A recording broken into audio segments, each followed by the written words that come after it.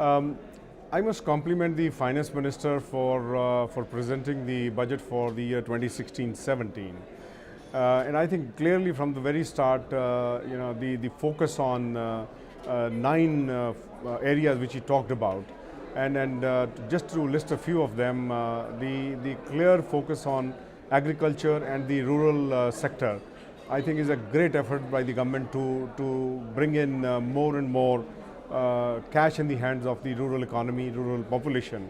And I believe that will increase the rural consumption in the coming year and as we go forward. I think clearly credit of 3 lakh crores for the farmers with the interest subvention of 15,000 crore is a welcome step. This will help the farmers who have been in distress for the last 2 years.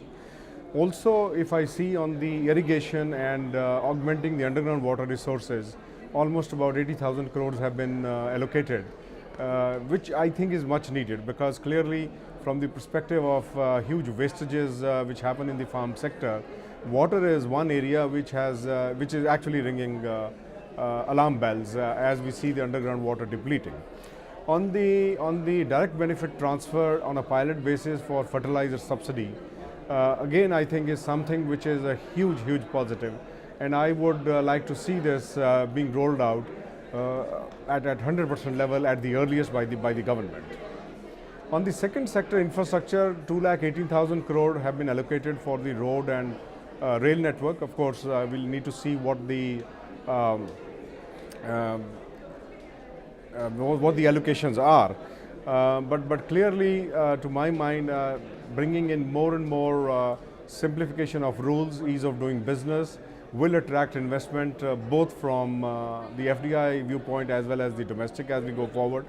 And I believe with the government's thrust on these two sectors, the economy will start moving and the private sector infrastructure will start coming in. One big initiative which I think is a huge plus is having allowed 100% FDI in food products manufactured in India, marketing of that. So clearly I see that that will bring in investment. On the infrastructure projects, I think he talked about 3 very key points. One was to set up the public utility resolution of disputes mechanism, which has been eluding this sector for a long time.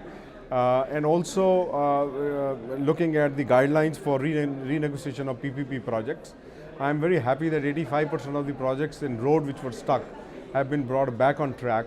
And finally, the credit system for the infra companies will help the private sector move forward and commit huge investments. A 15% increase in the plan expenditure is also, to my mind, is very good, where the finance minister is clearly focusing and be accountable as we go forward. Thank you.